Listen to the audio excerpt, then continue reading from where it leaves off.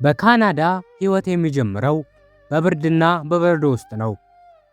በየቀኑ ጠዋት በሚሊዮን የሚቆጠሩ ሰዎች ገና ፀሐይ ከመውጣቷ በፊት ከዜሮ በታች በሆነ ቅዝቃዜ ውስጥ መኪናቸውን ከበረዶ እየላጩና መንገድ እየጠረጉ ወደ ሥራ ይገሰግሳሉ። ካናዳ የሰላም የዲሞክራሲና የትህትና አገር ተብላ በዓለም ብትታወቅም ከዚህ በስተጀርባ ግን እጅግ ጠንካራ የሥራ ባህልና ለሰከንድ የማይቆም የከተሞች ግርግር አለ። ዛሬ ይህችን ከዓለም በቆዳ ስፋቷ ሁለተኛ የሆነች ሀገር በዝርዝር እንቃኛለን።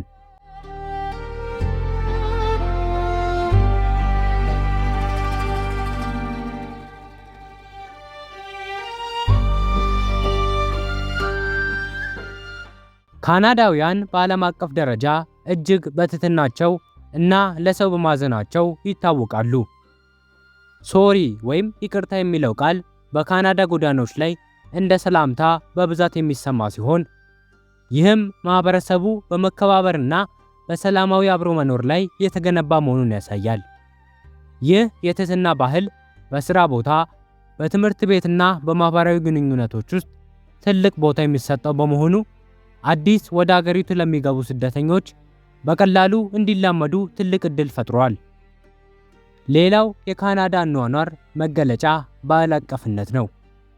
በካናዳ እንደ ሌሎች ሀገራት ስደተኞች የራሱን ባህል ትቶ የሀገሪቱን ባህል ብቻ እንዲከተል አይገደድም።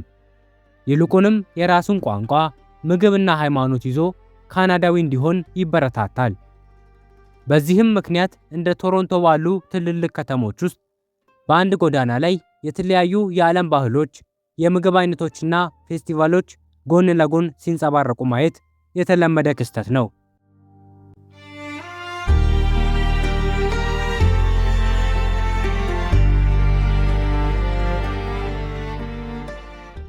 ካናዳ ከዓለም በቆዳ ስፋቷ ሁለተኛ ብትሆንም ሕዝቧ ግን ከአሜሪካ ድንበር በ160 ኪሎ ሜትር ርቀት ውስጥ ብቻ ተፋፍጎ ይኖራል።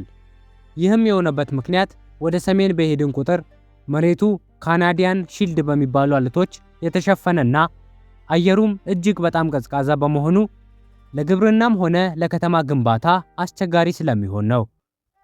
በመሆኑም ሰፊው የአገሪቱ ክፍል ሰው የማይኖርበት ባዶ የበረዶ ምድር ሆኖ ይገኛል። ሆኖም ካናዳ በተፈጥሮ ሀብት የታደለች ሀገር ናት። በዓለም ላይ ካሉ ንጹህ ውሃዎች መካከል 20 በመቶ የሚገኘው በካናዳ ግዙፍ ሐይቆች ውስጥ ነው። ዝነኛው የኒያጋራ ፏፏቴ፣ በምዕራብ በኩል የሚገኙት አስደናቂው የሮኪ ተራሮችና በመላ አገሪቱ የተዘረጉት ግዙፍ ደኖች የአገሪቱ ዋነኛ የቱሪስት መስህቦች ናቸው።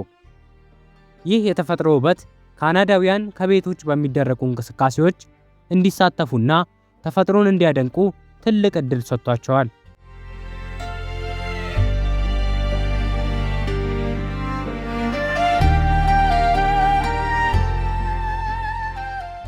የካናዳ ታሪክ የሚጀምረው ፈርስት ኔሽንስ እና ኢኑዊት በሚባሉ ነባር ህዝቦች ነው። እነዚህ ህዝቦች አውሮፓውያን ወደ ምድሪቱ ከመምጣታቸው ከብዙ ሺህ ዓመታት በፊት ጀምሮ ከተፈጥሮ ጋር ተስማምተው ይኖሩ ነበር። በ16ኛው ክፍለ ዘመን ፈረንሳውያንና እንግሊዛውያን ወደዚች ምድር በመምጣት የንግድ ማዕከላትንና ሰፈራዎችን መመስረት ጀመሩ። ይህ የታሪክ ሂደት በሁለቱ ኃይሎች መካከል ለዘመናት የቆየ ፉክክርና ጦርነት አስከትሎ ነበር። ዛሬ የምናያት ካናዳ በ1867 እንደ ሀገር የተመሰረተችው በጦርነት ሳይሆን በድርድርና በሕግ ስምምነት ነው። ይህ የታሪክ አጋጣሚ ካናዳ ሁለት ኦፊሴላዊ ቋንቋዎች እንግሊዝኛና ፈረንሳይኛ እንዲኖራት አድርጓል። በተለይም ኩቤክ የተባለችው ግዛት የራሷን የፈረንሳይ ባህልና የግል ስርዓት ይዛ ትገኛለች። ይህም ካናዳን የበርካታ ታሪኮችና የማንነቶች ጥምረት ውጤት ያደርጋታል።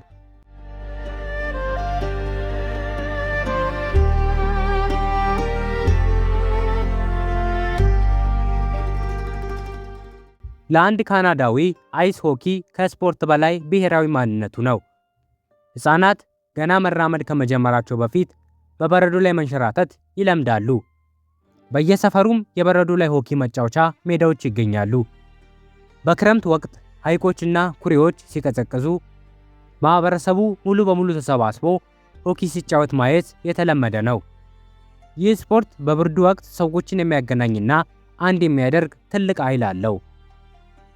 ከሆኪ በተጨማሪ ካናዳውያን በክረምት ወቅት ስኪንግ እና የበረዶ ላይ ጉዞዎችን በጣም ይወዳሉ። በበጋ ወቅት ደግሞ በሐይቆች ላይ ታንኳ መቅዘፍ እና ተራራ መውጣት የተለመዱ መዝናኛዎች ናቸው። ተፈጥሮ ለካናዳውያን የመጫወቻ ሜዳቸው በመሆኑ በየወቅቱ በሚለዋወጠው የአየር ንብረት ውስጥ እንዴት መዝናናት እንዳለባቸው ጠንቅቀው ያውቃሉ። ይህም ንቁና ጤናማ ማህበረሰብ እንዲገነባ ረድቷል።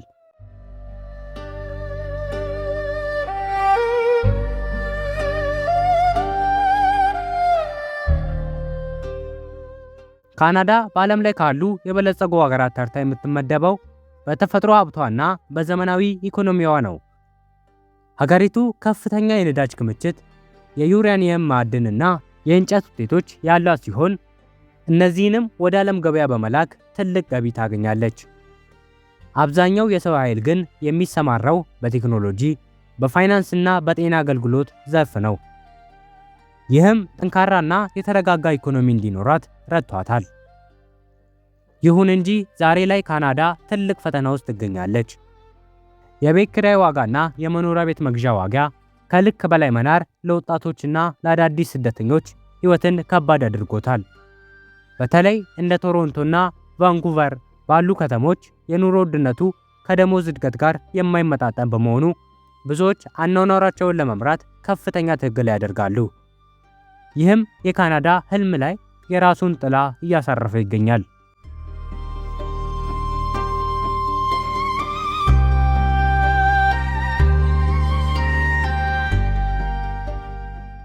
በአጠቃላይ ካናዳ በበረዶ የተሸፈነች የሰላም፣ የጥረትና የውበት ምድር ናት። ጠንካራ የሥራ ባህል፣ ጥልቅ ትህትናና አስገራሚ ተፈጥሮ ያቀፈች ሀገር። ምንም እንኳን በኑሮ ውድነትና በአየር ንብረት ለውጥ ምክንያት ፈተናዎች ቢገጥሟትም አሁንም በዓለም ላይ የተሻለ የመኖሪያ ደረጃና የደህንነት ዋስትና ካላቸው ሀገራት መካከል ቀዳሚ ሆና ትቀጥላለች።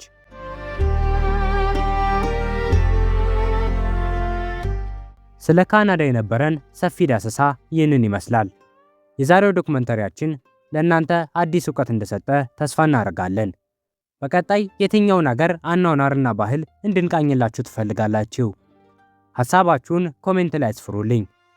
ሰብስክራይብ በማድረግ የአውራ ዶክመንተሪስ ቤተሰብ መሆኑን አይርሱ። ሰላም ቆዩልን።